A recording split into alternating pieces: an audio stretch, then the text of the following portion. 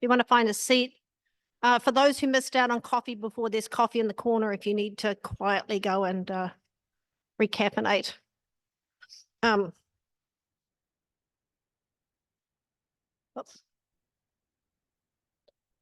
Now, hi everyone, my name is Alex Brewis. I'm at Arizona State University and I've been working with Zachary to support him in organizing this amazing plenary. And I want to say to the speakers, thank you so much for getting us to where we are now, which is moving on with our memorial lecture. The Human Biology has a keynote every year, and we are extremely fortunate this year that we have scored an ace. And we're welcoming Anne Fausto Sterling, Nancy Duke Lewis, Professor Emerita of Biology and Gender Studies at Brown University. Now, when Zachary first invited the world's leading gender sex scholar, and I'm going to say leading, I know people said one of the leading, but I'm going to say leading, to speak at our plenary, she said, I'd love to talk about my work and spread the word, as it were, but she also said, here's what I'm stuck on, Raymond Pearl. And she was wondering, rightly so, why the lecture was identified by what she termed a confused eugenicist. This reaction tells you a lot about what it means to be a leader in the space of sex gender research, but also a critical space around race as well, and especially what it means to be Anne Fausto Sterling. It's not just about being a scholar. It's about using your research strengths and leadership to challenge and grow science, but also society. And she grew my science and my worldview as a scientist. My first introduction to Fausto Sterling's work was a long time ago. I'm thinking it was about 35 years ago. I was a brand new young assistant professor who at that time was someone walked into my office and said, will you start teaching human sexuality?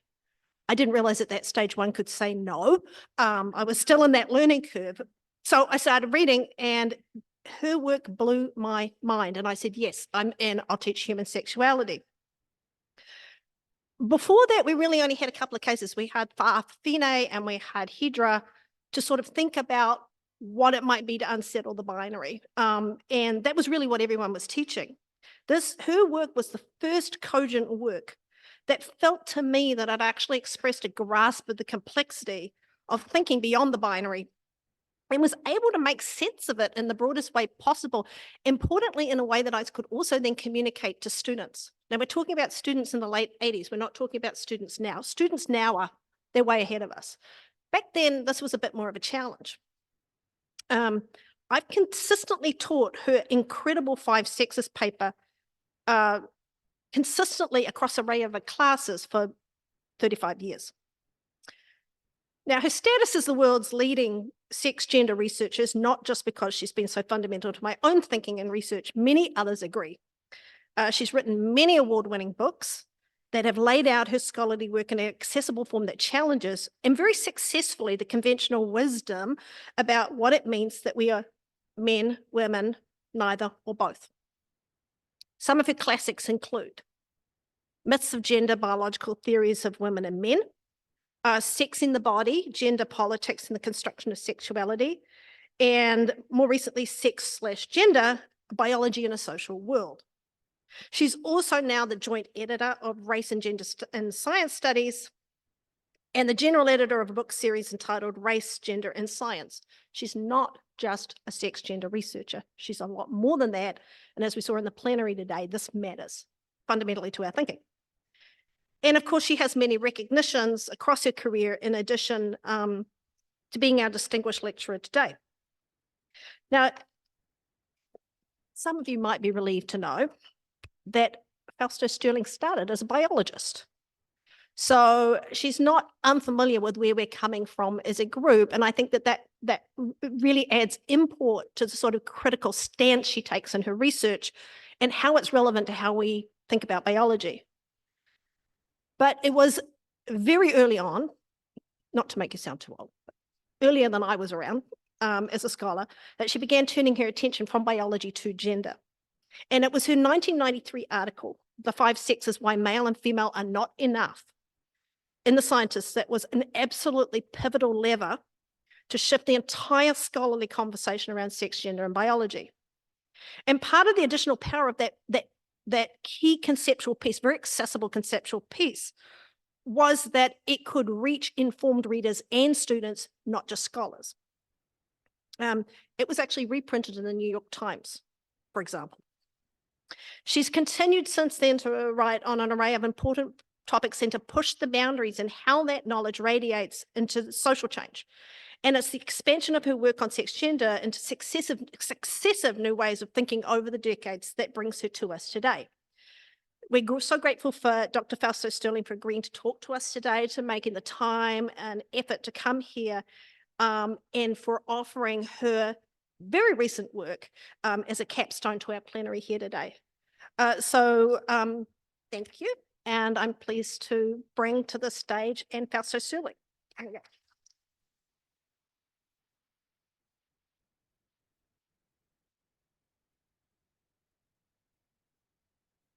have to get it to recognize my face. There we go. So thank you very much. It's a real pleasure to be here. I want to thank the organizers of the symposium. Zach has been the one most face-to-face with me, as it were. But the whole plenary session was terrific, and it was really stimulating to listen to all of those talks. And as they say in Monty Python, now for something completely different. It's not really completely different, but it's a different angle, because I'm going to talk to you about infants and toddlers. And I'm going to ask questions about where identity comes from and how we might think about it. So, I should say that this is really only my second attempt to try and say some things about a book that I now have in rough draft that still needs a major rewrite of. But I want to start by telling you some of the problems that I'm coping with. The first one is, how can we, and I am trying to shift the field away from binary study and ask what kinds of methods and definitions we could be using instead. So the first question is, how can we study development in a non-binary framework? Because we haven't succeeded in doing that. The second question is, what is identity anyway? Because we often talk about gender identity and we think we know what it means, but actually we don't. Or we don't say what it is we think it means. And then how can we study it? And then the third question related in here, which became evident to me as I began to delve into the history of child study, especially in the United States, but starting from 1900, or actually there's a great paper by Darwin, which is always great for biologists to start with, is how did the normal child become white, and what can we do about that? And also, how did we end up with a normal child? So those are the big issues that I'm struggling with in the book, and I'll give you some thoughts about that. And I also am taking advantage of the fact that there are a lot of scientists in the audience, so I can also show you some graphs, which I happen to love. The guidelines that I've developed for thinking about what I'm doing are inclusivity. And by inclusivity, I mean of a variety of people and identities, and hence, by definition, non-binary.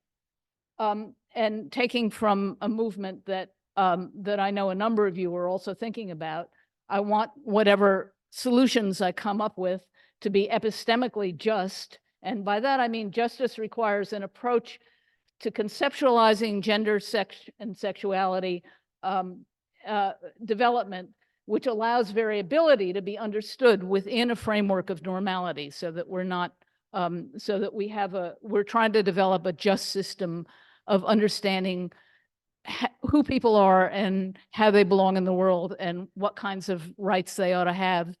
And also we want to be just in terms of who's producing knowledge.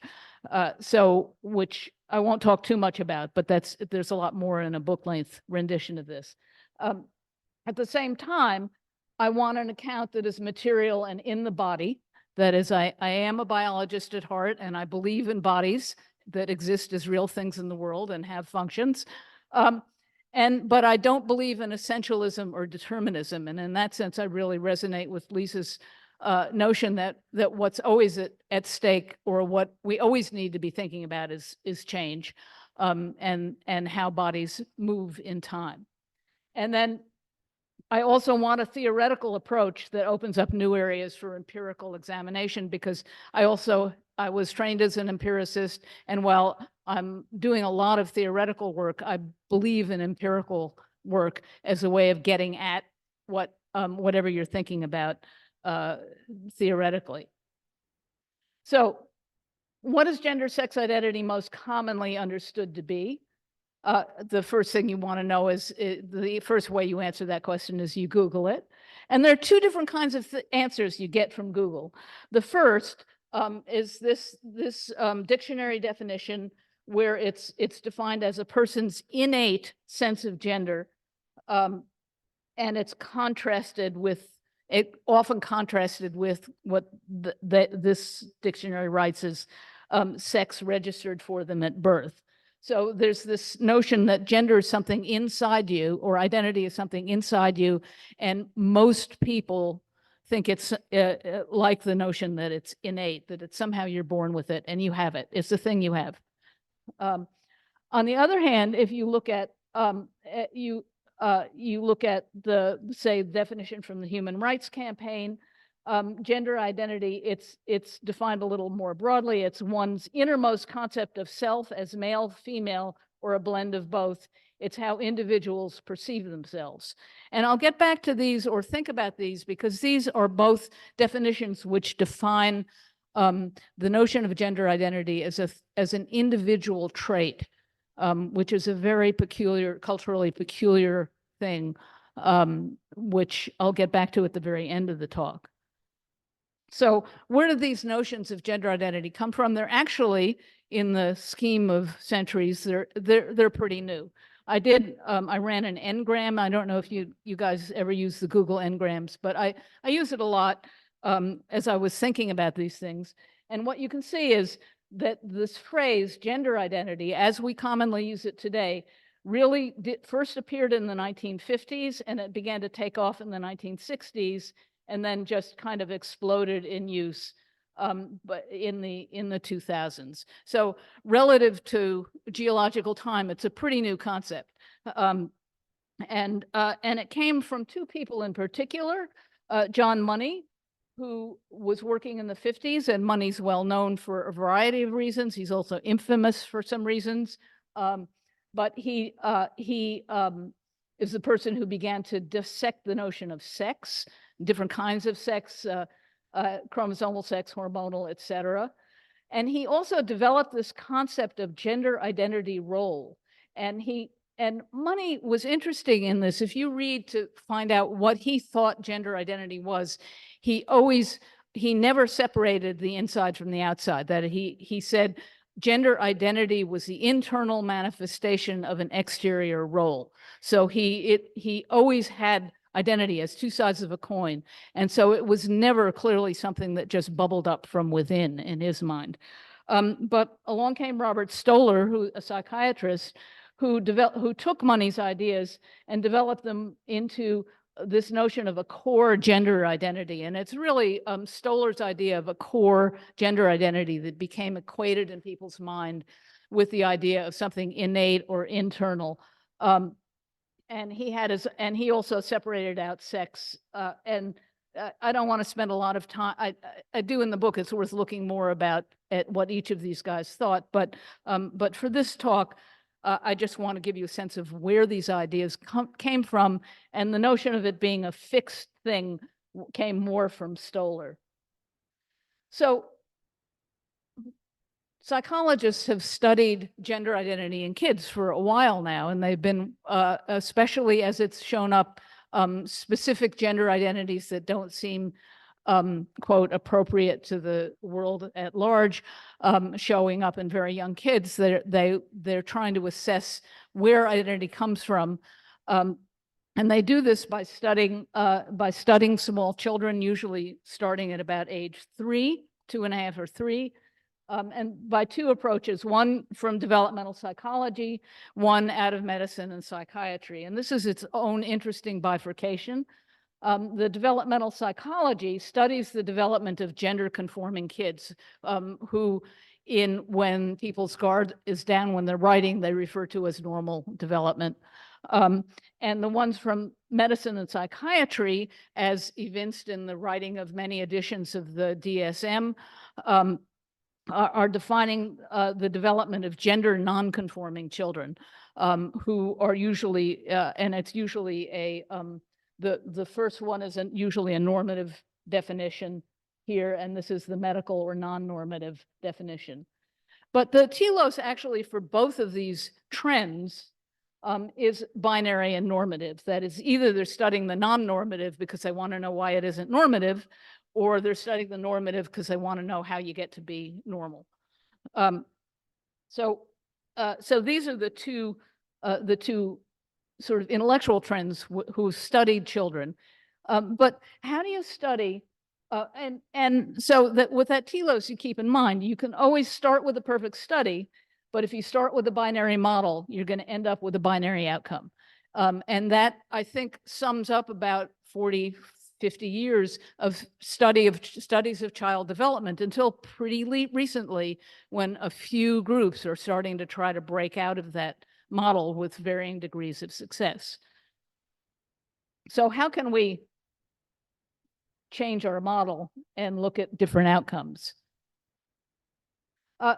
The people who study child development have had one major problem, is that they're often studying kids who are so little that either they have limited language, so they say whether they're a boy or a girl, or they don't know how to evaluate a child.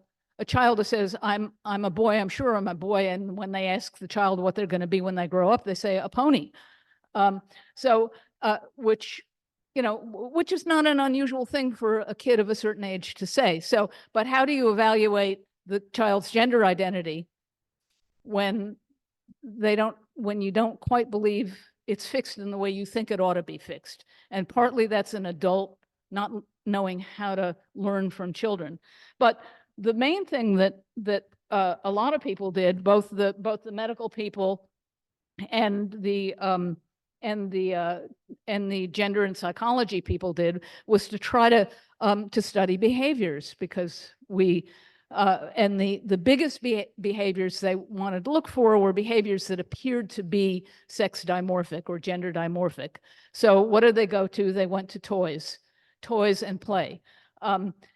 Because by age 3, there, at least in some cultures, there is a fairly clear differentiation of things that children like to do under certain circumstances, as we'll see. And this is the first sort of modern study. It dates from '59. It's based on a much earlier study of Terman and Miles. So the history of this goes way back into the history of psychology, including also the history of race psychology, which Terman is, and all of this work goes straight back into it too, which may be one reason I was so attuned to Raymond Pearl when you first invited me, because I was deep in this literature. But Rosenberg and Sutton Smith developed a measurement of masculinity and femininity in children based on what toys they preferred. And they used this, and also the psychiatrists who were working for DSM used this to be able to assess what their gender identity in kids who maybe couldn't label themselves very accurately using language. And they did this. They got a big pile of toys and they showed it to some 5 and 6 and 4th through 8th grade year-olds, and they made a scale of which ones the boys preferred and which ones the girls preferred. And then they used it to test elementary school kids. And in one of these, so validate these scales, they administered one scale to 73 boys and 92 girls in these grades. And they developed a masculinity scale and a femininity scale, and they found that they could differentiate between boys and girls, and with that wonderful significance level that we always like to go to.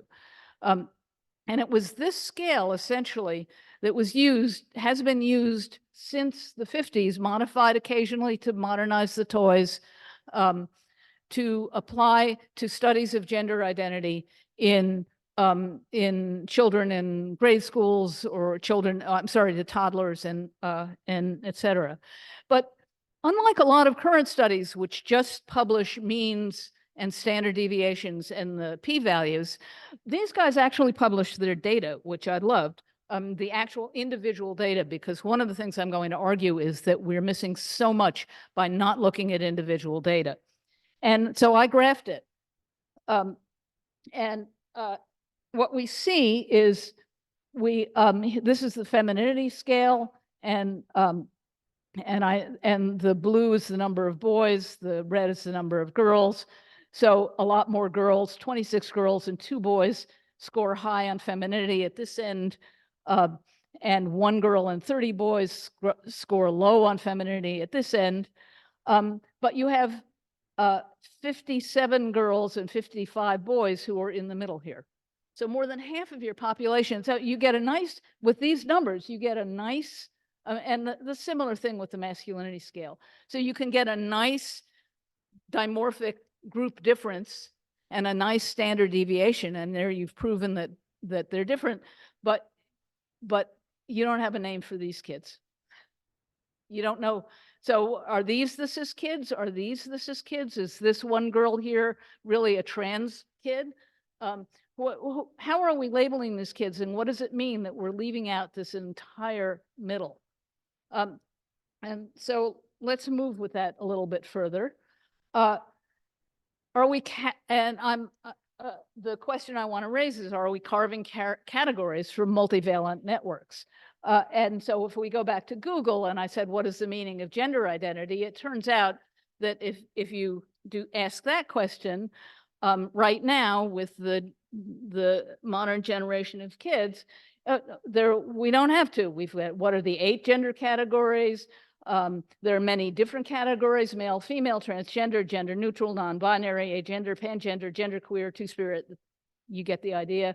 And then among teen talk, what are the 8 gender identities? What's the meaning of gender role? What are the 13 identities? What are the 4 main genders? What we have is a research body that recognizes the number 2 and a world that is just off on a different scale. So the question is, how can we begin to think differently so that we can be reality-based, not in the research literature, but in the world that we're in? And so I think through different metaphors, and this one is a landscape metaphor. And if we look at these, I'll take you through this very, very briefly. Up here would be a girl who likes all girl things 95% of the time, or a boy, and I'm talking about identified at birth, I'm not talking about a role or an identity, or a boy who likes all girl things 95% of the time. And down on this part of the landscape, we might have a boy who likes all boy things 95% of the time, or a girl who likes all boy things 95% of the time. But then we have all these other kids. So we have a boy who has high activity level, doesn't like sports, likes playing dress up and dolls. We have a girl with a high activity level. Activity level is another thing that the psych literature uses to try to differentiate boys from girls. And there's a strong belief, which I've critiqued in various places, that boys are innately born with a higher activity level than girls. So here you have a girl with a high activity level who likes sports, but also likes playing dress up and dolls, and so forth. I mean, I've made these up as examples, but I think this may better represent children who are born into the world. And some individuals are like this, some are like this, some are like this. So a binary set of normative categories doesn't actually fit the babies who greet us in the world, and that's also part of the argument that I'm making. So I want to spend a brief amount of time, because I've just played around with this, how we can use research methods that explore individual variability. And I'm very inspired by work being done by people who do infant studies. And this is actually a puzzle that got me into this to begin with. There's this exciting area of developmental dynamic studies of infants, where they emphasize individual development. They do longitudinal studies. They do studies in which they don't try to constrict the infant's context.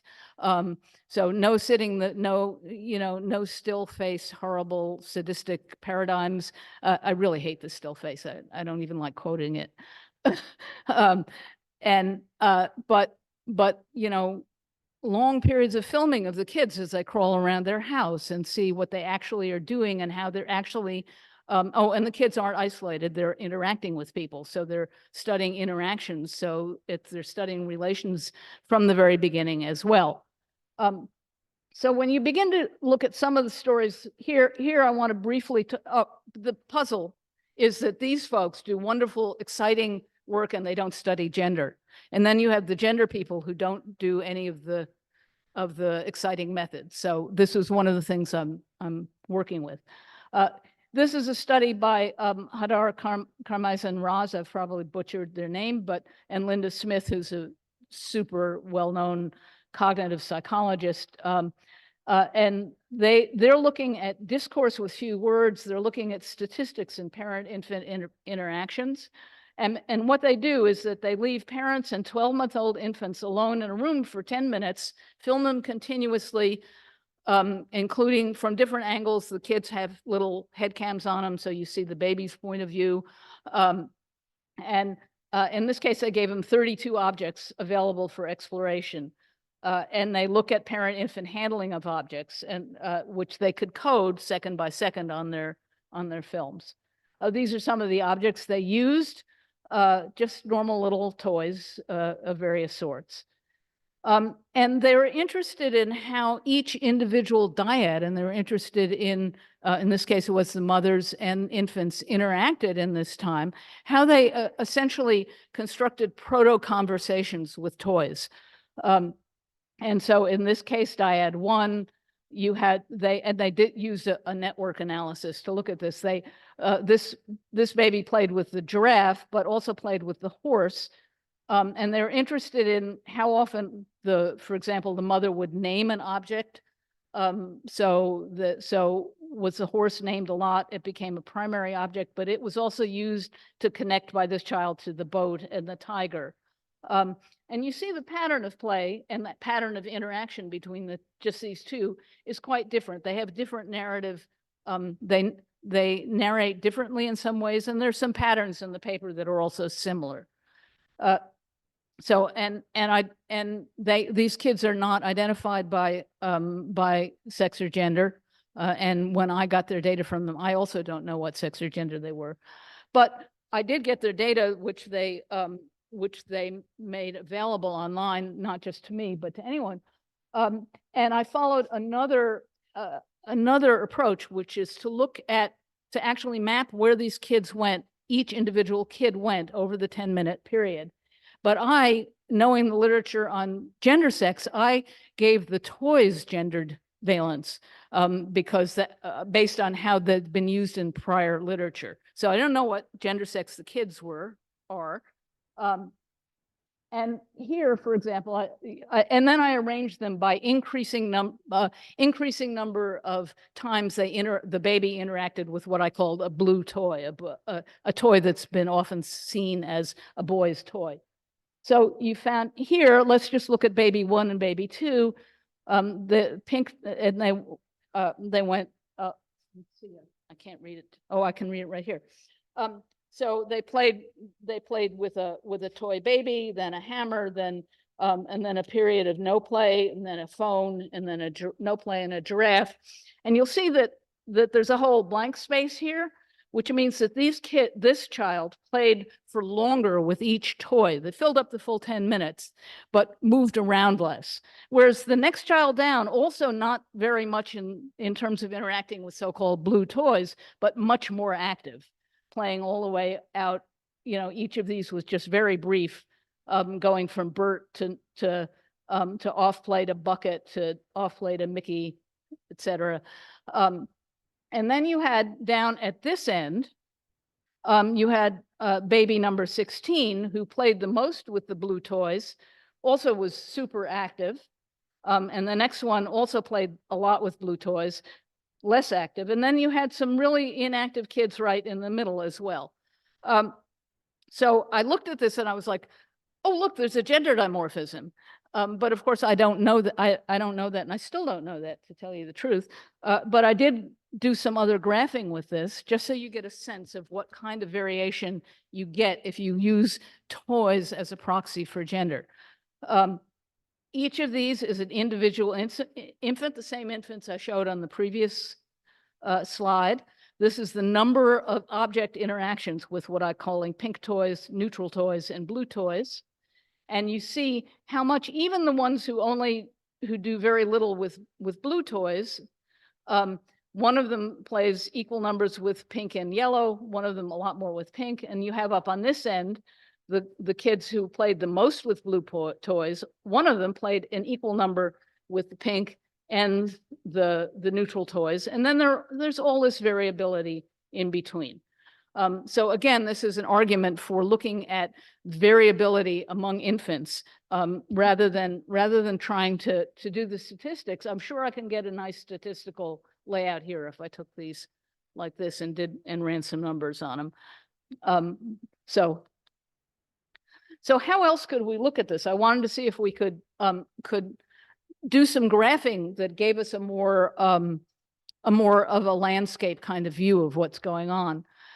And so these two, so I started using the radar graphing. This is just from Excel. It's nothing too fancy.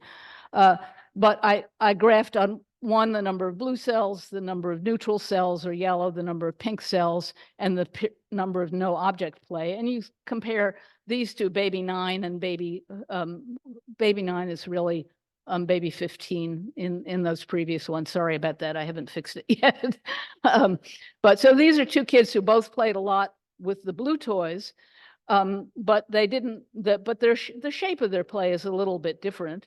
And you can actually go through using this and pull out the actual individual data if you want to graph it that way. And if you add in here, though, here you're still looking at these just as an individual child. But if you add in how often the mother names a toy when they're playing with it, you see the shapes really begin to differentiate. So that this baby played. This is the number of times a yellow object was named when the baby was playing with it, number of times pink object was named. And you could see that no object play and the number, they didn't play, they played less here with the pink toys. But what you can begin to see is that when you add in one more factor, which is the number of times each of these things is named by the mother that's playing with them, these children begin to differentiate in the shape and pattern of their play even more. And you could use graphing methods like this, I think, to add in different factors.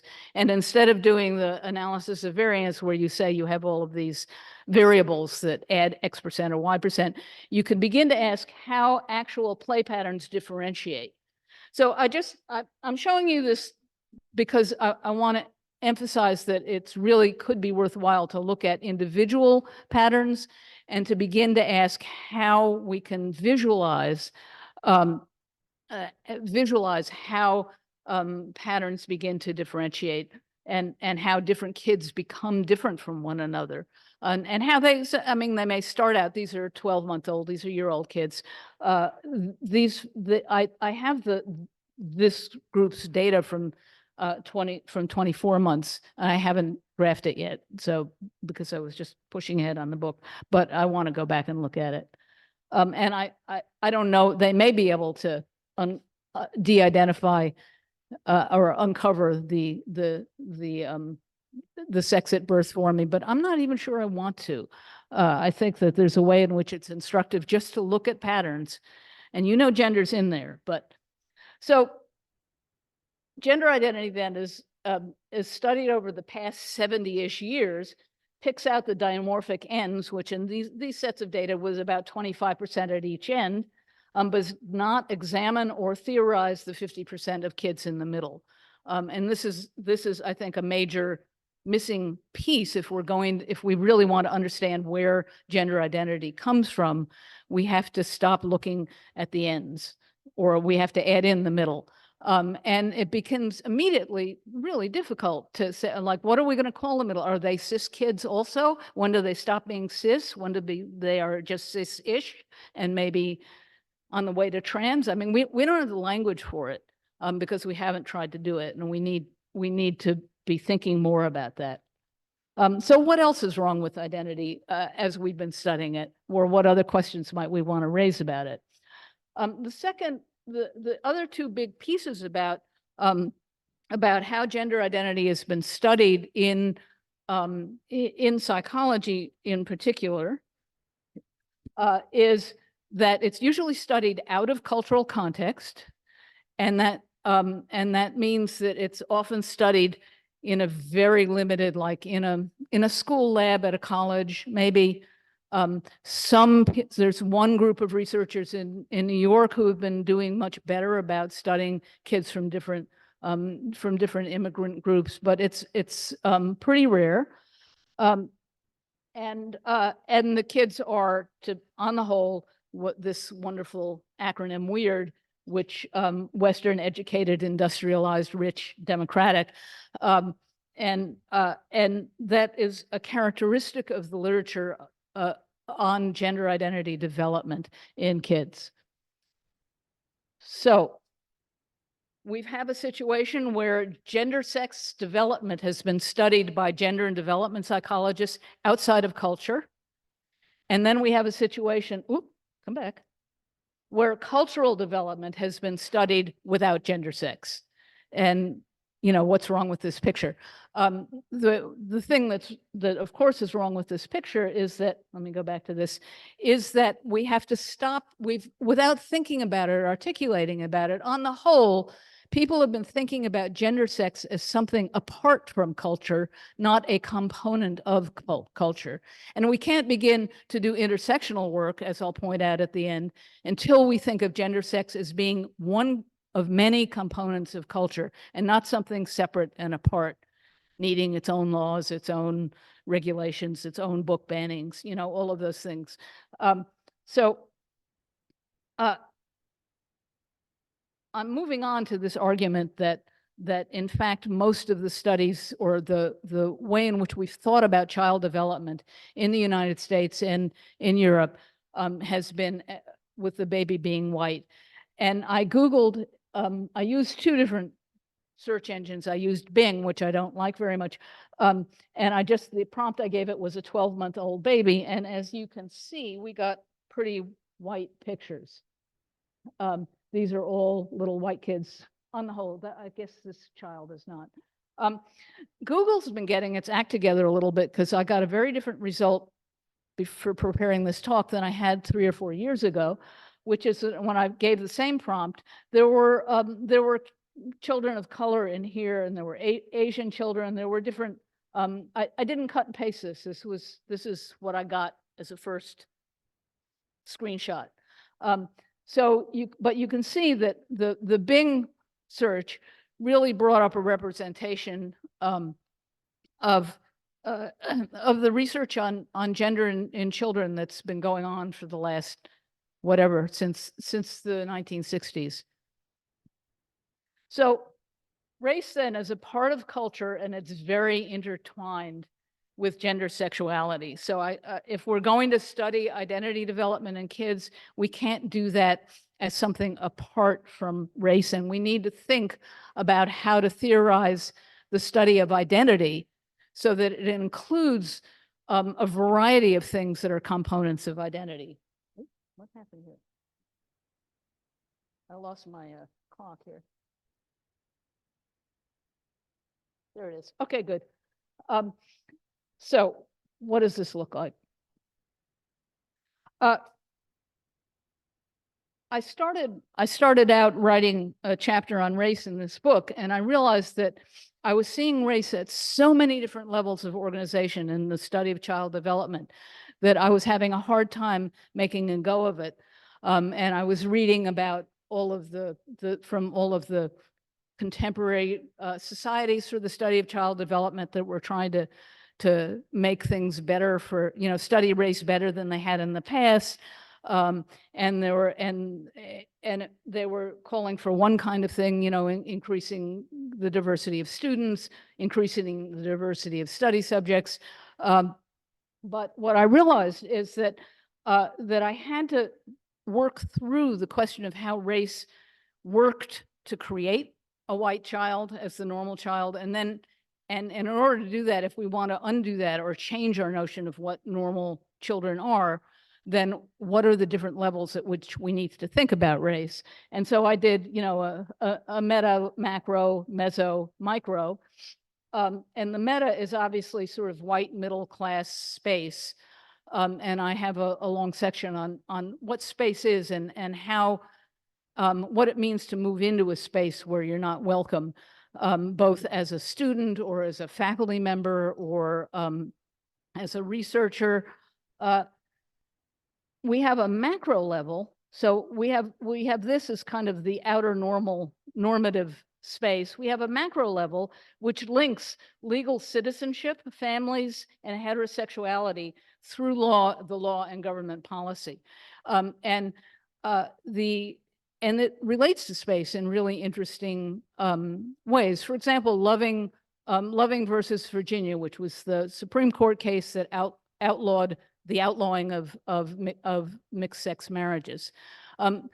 They were arrested because they moved to a new space. They moved this white man married to a black woman. They moved from Washington, D.C., where it was, quote, okay to be married to each other, back to their home state of Virginia. And in Virginia, it was a space where a mixed race marriage was not okay. So it was a real spatial change. So there's a question of how space regulates where certain kinds of race and sex can happen. Then mixed into that and related to this, if you read the legal history, which there are a couple of nice papers that do this, there is the banning of homosexuals as immigrants. So there's a case that goes back. It's a case of a Canadian family, actually, who emigrated to the States in I want to say in the 20s or 30s with their children. And when their eventually 18-year-old son went to get his American citizenship, they asked him, had he ever had sex with a man? And he said, once or something like that. And they kicked him out. So citizenship was linked to, quote, an appropriate sexuality, and it was also linked to an appropriate race at various times, the whole history of immigration. So at that level of who can be a citizen and who can function as a citizen and be in a normal family. And then don't get me started on the Moynihan report, which I do get going on, but that's a question in which Black families were defined as essentially diseased because they had things like mothers as heads of household. So it was an affront to, again, the white middle class norm that was being set up as the meta picture. So you have all of these things intertwined, and they fed into the study of child development and family development, the scientific study of child development and family development throughout the 20th century. Then we move to the research methods, and I've talked a little bit about research methods already, in which if we use the standard statistics that start with Pearson, and Pearl studied with Pearson, and look to get means and norms, and try to put variation out to the side, as it were, where it becomes less visible. Certain kinds of statistical approaches then make certain kinds of human variation less visible. And then there's also the question of who we recruit and why. And throughout this, there's a counter narrative from Black psychologists throughout the 20th century, starting in the early 1920s, who are arguing against studying Black children as other or deficient to start with, which was the initial starting point, is that you had the white norm, and then you had other groups who were deficient and were to be compared against the norm. So there's the methods of who you include and how you include them, and then at the micro level, how you actually conduct your studies, which gets really down into the nitty gritty. So that's these. I had to parse out all of these different ways in which race are feeding into the study of child development and the study of identity development. So we have the meta, the race evolution, white spaces, macro social policy and citizenship, the meso exclusionary methods, normative assumptions, and the micro studying individual development. So those are all things we need to think about as we're thinking about how to study identity. So how can we study identity in ways, how can we write that ship? It's not a simple ship to write, because it's so deep into everything we do and every way we think. But we can start to think about it. So I don't have time to prove to you what I've just said, but from 1920 to the present, via all of the above mechanisms, the normally developing child became white. There was a moment in the late 19th century of a broad child study development movement that included mothers and children and people who weren't, quote, scientists, and it included studying non-white children as well as white children and immigrant children. And slowly what happened was science took over and cut out the non-scientists, the mothers, set up a scientific study. And in that process, the normal child became white and heterosexual and binary. So I said remedying this is it's not simple. It's not as simple as training more diverse PhDs, nor treating them fairly in the academy, although we need to do that. And it's not as simple as adding Black or Hispanic kids to our studies, although we need to do that too. And it's not as simple as a la Margaret Mead, studying gender, sexuality, and other cultures, but of course we need to do that too. So what else do we need to do? And I think one of the things I've started to do, and it's not an end answer, but it's something we have to do to get there, is to explore what we think identity actually is, and where does it come from. So embodied gender sex, which I'm now thinking of, and this is a shift in my own thinking through doing this book, I'm thinking of it as one aspect of embodied culture. It's not, and it's in culture, it's not outside of culture, it doesn't define culture. It starts to form, and this is a major argument of mine, it starts to form before language, in the body, probably even before birth, in the last trimester, and definitely at birth. And there are different ways to think about it. One, I'm going to give you a few ideas I like that they need to be explored and looked at. One comes from a Canadian, Florence Ashley, who's defined something that they call a phenomenological synthesis. They write that existence precedes essence, so the baby exists in the world, but they don't come with an inbuilt sense of identity, that an individual synthesizes a gender identity through a process of selection, emphasis, and interpretation of preceding gendered experiences. And the synthesis, Ashley argues, and I like this, I think they're right about it, although it will require more proof. The synthesis is spontaneous and pre-reflective. There's some point at which there's what someone might call an aha moment, but that's one, and this is what Ashley calls a phenomenological synthesis. It's an integration of psyche and body. It's the other person whose work I'm really entranced with at the moment is Maxine Sheets Johnstone, who started life as a dancer and became a philosopher. And she writes that when we strip the lexical Band-Aid embodiment off of the more than 350-year-old wound inflicted by the Cartesian split of mind and body, we find animation.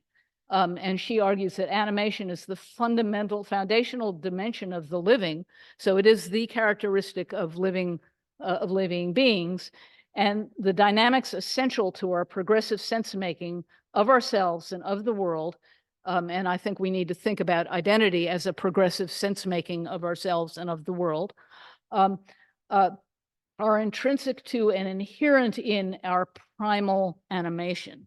And one more quote from her, and because she applies this directly to infants.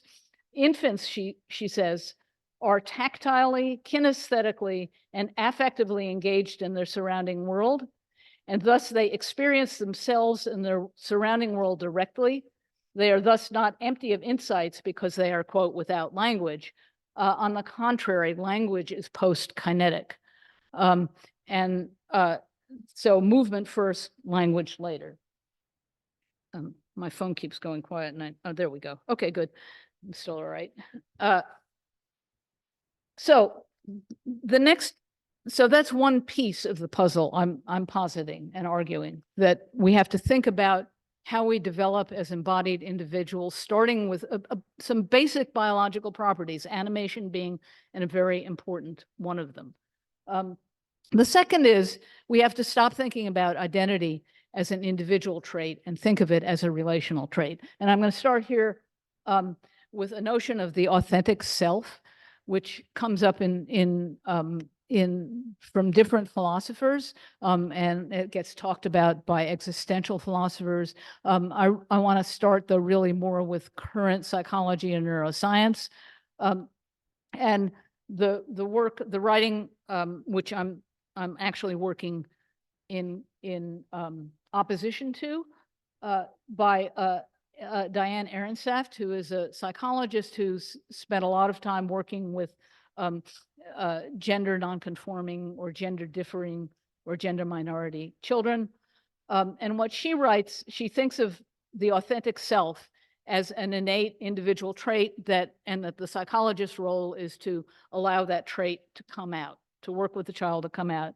And what she writes, it begins as the kernel of gender identity. The true gender self is the idea she has.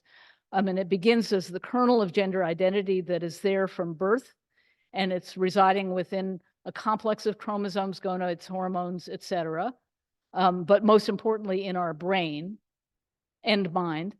And once we are born, the true gender self is most definitely shaped by outside experiences, but its center always remains our own personal possession, driven from within rather than from without. So that's one view of the true gender self, and it's not really a relational view. It's an innate individual trait with not a lot of consideration about how the mind is different from the body, which is a whole other dichotomy that needs to, so that's versus the notion of the authentic self as a relational trait. And I'm getting this from a philosopher of neuroscience, Sean Gallagher, and this is from a collection of articles which are pretty interesting called Neuroexistentialism. What Gallagher writes is that if we move away from individualism, and we introduce, and this is true of this area of neurobiology, a wider scope of what's called the 4E, that is the embodied, embedded, and active and extended, so that we think of traits and behaviors and emotions and as all involving all of these things. This is a conception of human existence, and he suggests that we can think more widely about human existence in these terms, and in doing so come to a different conception of existential authenticity, in which we are always getting a feedback. We're enacting out of ourselves, but always getting a feedback from the outside world, so that we are always our authentic self is always in relationship to the world that we're in and the interactions we've had, even though it is also in our individual bodies. So how do I think, what's the timing of how this might be happening in infancy? And it's somewhat data-based, but it's also, it's a push to get you to think about really little kids. So if we talk about, again, relational authenticity or identity, how does it become an individual trait? Because clearly it's in this dialectic between it's relational, it's individual, it's relationship, and it's both at some points. So if we start in infancy, we're going to start with a period in which the infant, from, I'll just say from birth to, for good measure, through about the first 15 months of life, as far as we can tell, are gender, sex, race, and other identity indifferent. They're little babies. They're doing their growing thing. They're learning about the world, interaction with the humans around them. And I've just drawn it like this so that you see that we're talking about many aspects of culture: race, gender, sexuality, ethnicity, class, sex, and the neonate is in the middle of all of this. They're seeing it, they're observing it, they're feeling it, they're getting touched, they're having sensory input. They're listening to language. They aren't speaking. They don't have language yet. And these are all aspects of culture which are all components of one another in any particular household. But by about 15 months, there is a transition period in which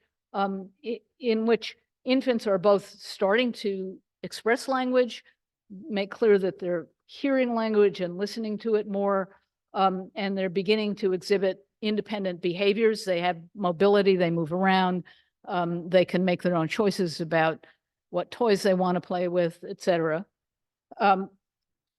And by the time, at least by the time they are 2 to 3 years old, they enter a period that I'm going to call gender, sex, race, etc. insistent. So they move from indifferent to transition to insistent. And when you have toddlers, particularly with regard to gender, sex, in our cultures, they are often very insistent about where they are in the world, what they want to play with, how they want to dress.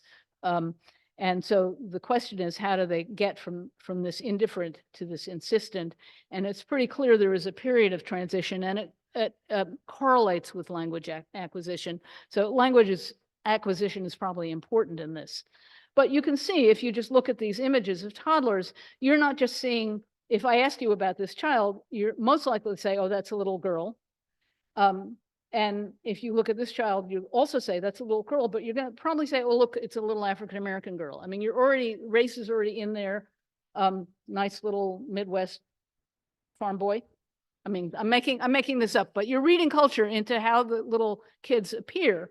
And they have characteristics already by the time they're into this toddler age that are coalescing aspects of culture, of which gender, sex is a part of it. So we start the period of infancy then is where relationality predominates and is formative. The child has less independence. They can't move around. That essentially, to begin with, they can't even sit up to look at the world in a particular way. As they change their physical positionality in the world, they're getting different kinds of information, and they're also gaining independence. You have this period of transition, which I'm going to adapt. Ashley, I mean, Florence Ashley was talking about adults, but I like their idea of a phenomenological synthesis a lot, and I think that it probably is apt to think about this period of transition between about 15 months and 2 years of age as a period in which phenomenological synthesis, the child is synthesizing the phenomenology of their existence, both how they can move, how they can choose, how they can speak or not, how they can gain some sorts of control in their world. And then you move to this beginning of a true cultural self, and I'm not calling it a true gender self, I'm calling it a true cultural self. And I want to say, and this is beginning to emerge, and I want to say it's a rough sketch only, because of there being a whole life ahead of this child. I mean, this is whatever the true, authentic self, cultural self at age 3 is. It may look very different at age 15 and different yet at age 30 and different yet at age 80. So, so as we think about this, we think about, I'm asking a question about how does this initial rough sketch get set up? And it's this rough sketch that, a lot of parents are responding to, especially with regard to gender, if they have a child who is gender atypical, according to the old dimorphic way of looking at gender. So, but I think this probably is a good place to start looking and digging for more information for better studies. So let me summarize, and then I'd love to hear questions and comments. So the older studies mix the dimorphic view into the cake batter, and so you get a, you know, a two-layer cake. The older studies construct gender sex outside of culture using a norm of weird children, the Western educated, industrialized, blah, blah, children. But we can obtain a multimorphic view by using study designs and imaging that portray a greater array of individual children. And the designs should include dynamic natural history. There are other studies which essentially do 24 hours of recording, talk about data. Watching as a kid free ranges around a home, and watching in that study, they found that, of course, they play with quote girls' toys and boys' toys. They also play a lot with, you know, the plastic dishes in the kitchen cabinet. So probably more than the gender-based toys. So then how do you work that into your theory of what toy play means in terms of gender? So we can do more of these kinds of studies. So dynamic natural history, study relational dynamics, and include longitudinal data. You cannot, I mean, you can do a cross-sectional study, but it doesn't tell you anything. It really doesn't, except it gives you one point in time. And you just have to somehow figure out how to get the money to do the longer term studies. That's a practical issue that's worthy of discussion. So we need to study gender sex as one component of cultural development, not as a feature apart from the rest of culture. So it can't be studied as something, you know, we have these people who study race and these people who study gender. Because there's a lot of parallels in how, for instance, how an infant learns to recognize racial features and how they emotionally respond to racial features, depending on who's in their context growing up, in their caretaking context. I mean, there's a lot of parallel literature here. And it shouldn't be done in parallel, it should be done integrated. So this starts with understanding that rather than being already built-in individual traits, gender, sex, race, ethnicity, and cultural practices that contribute to identity are relational in origin and maintenance. And the end goal is a truly intersexual understanding of development. That may be, yeah, that's it. That's what I have to say.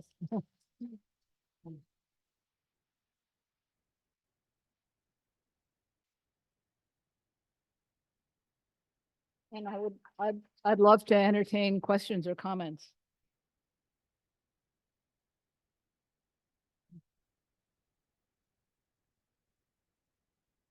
Questions or comments?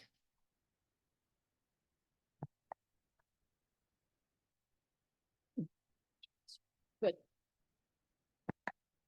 All right, folks, who's going to lead us out the gate? Lovely as always, Anne. One of the things that struck me about all of the toy use studies, it's like there's so many gender and toy use studies. And one of the things that strikes me now is like also this sort of, you know, white Western thing of this idea that, oh, you know, all this free play and toys, like the amount of privilege inherent in like, oh, let's just let our babies play with some toys. And in a lot of cultures, you know, play is just created by the child in their natural environment. It's not Right. like, hey, child, here's your array of different kind of fluffy toys and toys with wheels. And so, like, the amount of knowledge we have about toy play, and then later on, we ask kids about their like activity preferences. There's, there's a lot of childhood is being told what to do, being picked up and manipulated. So this idea of sort of free play, the child kind of roaming around, that's not really the way we raise children. We pick them up and we put them places. We say, stop doing that. We say, do this, and we do that. And so it's like we're developing a sort of gender theory of children's free play with Western industrial toys, and children who have already been clothed and fed and they're not hungry and and it's one of those things that after a while it's like, have we just created this kind of fictional child that doesn't exist? Because in most parts of the world, there's not that much free play with toys. Yeah, so I think the answer to that is probably yes. We have created this normative child who doesn't exist. And I'm also beginning to really question how useful the whole concept of gender identity is. If we begin to move it into, if we begin to make it as we spread it out, what does it mean to grow up to be a little 3-year-old who's becoming self-identified as a girl, but also is aware that she's Black, and speaks Spanish, and as we begin to spread out what that notion of identity is, we dilute the notion of gender identity as being something special and apart.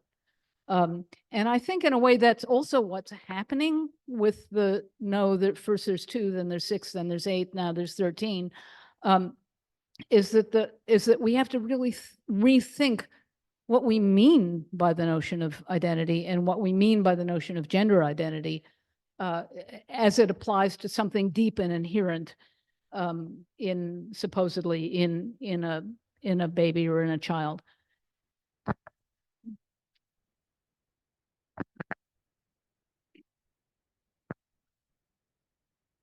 Hi, yeah, thank you. I just had a question. So thinking of race as a relationship to power rather than reflective of any biological reality, do you see sex, gender any differently, or do you see it like, or do you see those kind of categories as on the same level of cultural construction? Well, that's a trick question. You may not realize it, but so I don't see sex, gender any differently in terms of identity that we're talking about. That the identity that people come into the room that we're upset that states are passing laws to forbid children from renaming themselves to a different identity. This notion of a reified identity, I don't think that's inherent or biological. In the same way that I don't think race is inherent or biological. The trick part of it is your use of the word construction, because construction always brings with it this notion of something coming from the outside that gets built on top of whatever the infant in this case. But if you take seriously Sheets Johnstone's notion and others' notions of what we start with is animation, and we start with our understanding of the world being built into our bodies. It's not a thing like where we're told from outside. We have reactive physiology that's bringing in, it's incorporating into our nervous systems, into our physiological systems. I mean, it's relevant to the allostasis story and other things like that. Our very bodies are becoming transformed by the way in which we're touched, by the way in which we're spoken to, by what we see in the world, what we hear. The brain of a hearing person is different from the brain of a person who's born not hearing, for example. It doesn't start out that way, but it's responding to a certain lack of sensory input. So construction, it's not my favorite metaphor because it it makes you picture people bringing pieces of lumber to the construction site and banging in the nails. So embodiment is a better word from my point of view, because we're building into our biology our experiences. And they do get translated somehow into a mental state, which obviously we don't understand that process of translation very well. So yes, constructed in one way, but not constructed in the way we often use that metaphor. So I'd rather talk about how our bodies become racial, how our bodies become ethnic, how our bodies become become gender expressive.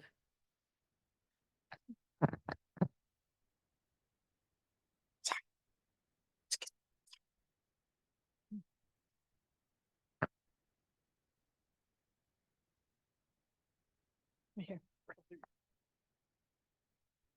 Thank you so much. This is absolutely wonderful. Thank you. One of the things that this is more of an acknowledgement more than a question, is that the pleas that you're making, there are people out there who are doing that. I think for the most part, most of the people in this room are engaged in anthropology. And one of the things that kind of resonated with me was, your plea, well justified, for sort of multicultural, multidimensional studies of children in play. And the first thing I thought of, because I'm so proud, is that my former graduate student, Dorsa Amir, is doing exactly that, along with a number of her colleagues, going around the world and sort of engaging in these studies and doing exactly what you're sort of imploring. So I just wanted to acknowledge that there are people doing that. Oh, absolutely, there are. Yeah. They're absolutely. I'll just be proud of that. That's all. Okay, good. Well, I accept that. So I think we have time for one more question before we. Oh, excellent. This is Virginia Bistom. Oh, greetings, Virginia. As a child adolescent, I didn't want to change my sex gender, female, but I wanted male powers. Is there any relevant literature on that point? Can you read that louder? Sorry. So this is from Virginia Vitsum, who is a longtime member of our association. And she says, as a child adolescent, I didn't want to change my sex gender, female, in quotation marks, but I wanted male powers. Is there any relevant literature on that point? Wait, she wanted their own what? So she's saying when she was, I believe, if I understand the question, she's saying that when she was a kid, Yeah, she didn't wish to become male, but she wished that she'd had the power of being male. yeah. Well, I think that I think that's not an unusual thing to hear. And if you listen to the children, you'll hear that point of view expressed. And I think that one of the downsides, if you will, of being like or one of the reasons we're, quote, super accepting, we rush to say if your 3-year-old identified as a boy at birth says, I want to wear my ballet dress, you can let them do that. And you can also say, oh, that must mean you're transgender, and rush to fix it by making the other category open, instead of asking, what about all those kids in the middle? When that child, and maybe this person as a child, was one of those people in the middle who and with a completely bifurcated assessment of gender, there is no place for all those other children. And that's half the children, if those numbers are right. I mean, this is all very quick and dirty statistics, I admit. But it gives you a sense of, you've got these ends, and then you've got, all these kids in the middle, and we don't have words or places for them, or identities for them. And it's one, as I say, it takes me back to whether identity is something we should be having for them. Great, thank you. So I think Dr. Fausto Sterling will be at our reception, which is starting shortly. And I know she would love to debate, chat, compare notes with as many of you as possible. So now I'm going to hand it back to our president,